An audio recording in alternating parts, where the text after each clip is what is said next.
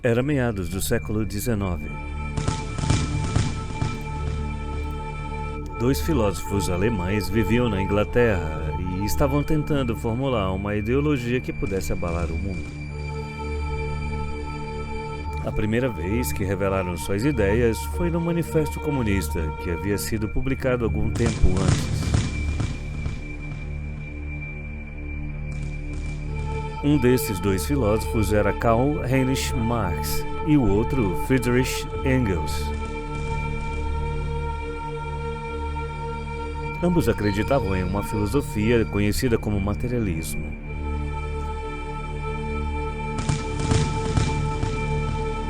Que afirma que nada existe além da matéria. Na verdade, o materialismo era um dogma pagão antigo, proposto pelo grego Demócrates.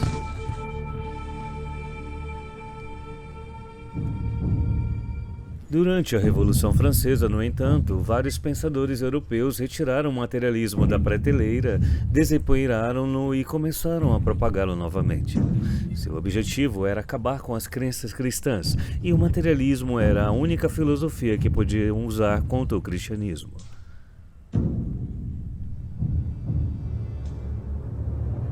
Apoiando o materialismo por um lado, Marx e Engels se voltaram para um método conhecido como dialética, que afirmava que o conflito é a lei fundamental da natureza. Por essa razão, suas teorias passaram a ser chamadas de materialismo dialético. A dialética é uma hipótese que sustenta que todo o desenvolvimento do universo ocorre como resultado do conflito. Os dois filósofos tentaram interpretar a história do mundo nos termos do materialismo dialético. Marx escreveu livros sobre história e economia, tentando confirmar esse dogma, e Engels fez o mesmo com a ciência e a filosofia. Além disso, Marx tentou prever o futuro. Em sua visão profética, as nações industrializadas da Europa logo passariam por uma revolução sangrenta, como resultado do princípio dialético do conflito. A classe trabalhadora, oprimida pelos capitalistas, se levantaria e tomaria o poder, após o qual um sistema comunista seria estabelecido, gerando um paraíso na Terra. Os conceitos do cristianismo, moralidade e família não teriam lugar nessa sociedade comunista utópica. Marx e Engels, no entanto, enfrentaram uma grande dificuldade.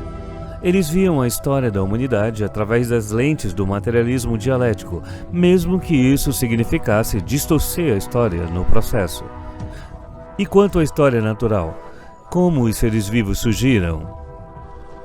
Tinha que haver uma resposta materialista para essa importante questão. Essa resposta foi fornecida por outro ideólogo também vivendo na Inglaterra naquela época.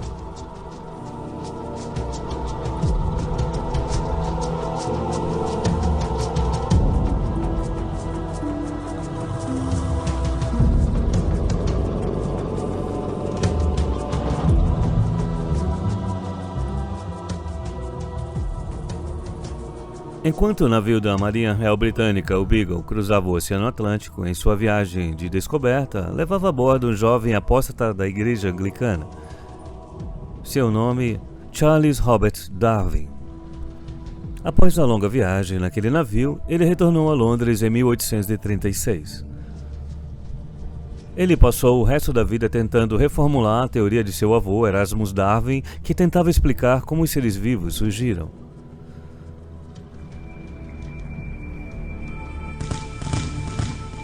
Darwin revelou essa cópia da teoria de seu avô em A Origem das Espécies, publicado em 1859. Em seu livro, ele sustentava que os seres vivos surgiram exatamente da mesma maneira que a filosofia materialista afirmava, por conflitos aleatórios, em outras palavras, por uma série de coincidências forçadas. E, além disso, ele propôs que essas coincidências funcionassem por meio do conflito como a dialética. Em suma, Darwin adaptou a natureza ao materialismo dialético.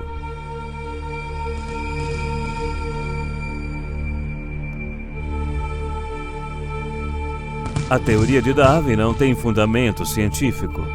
E é por isso que cientistas proeminentes da época se recusaram a levá-lo a sério.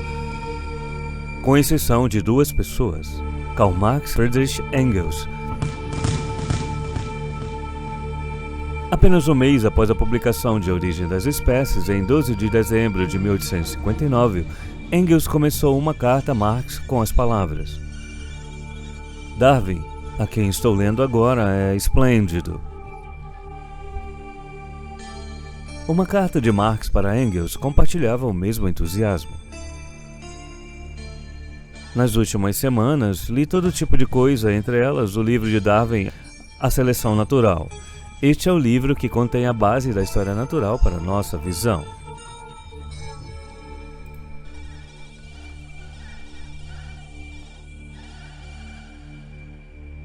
A relação entre darwinismo e marxismo se fortaleceu ainda mais.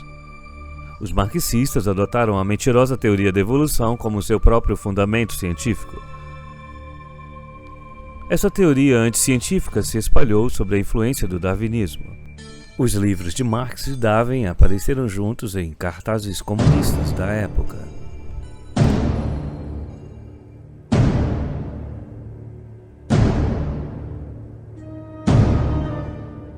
A Guerra Franco-Prussiana de 1871 permitiu a primeira experiência da revolução que Marx havia idealizado.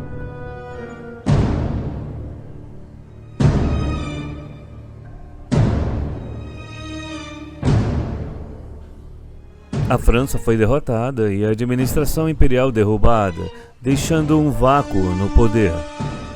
Os marxistas aproveitaram a oportunidade e, juntamente com outros pequenos grupos socialistas, provocaram uma revolta na capital, Paris, estabelecendo uma comuna e uma administração baseadas em princípios comunistas. Sob esta liderança, Paris se tornou uma cidade de terror.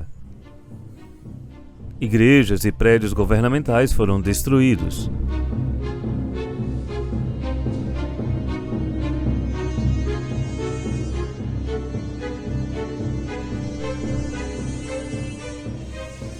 Homens da realeza e cristãos foram fuzilados pela comuna.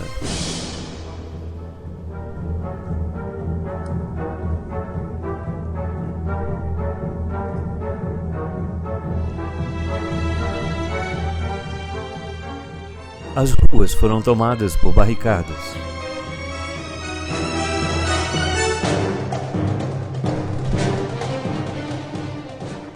A comuna foi finalmente reprimida pelas tropas do governo que entraram em Paris após longos combates.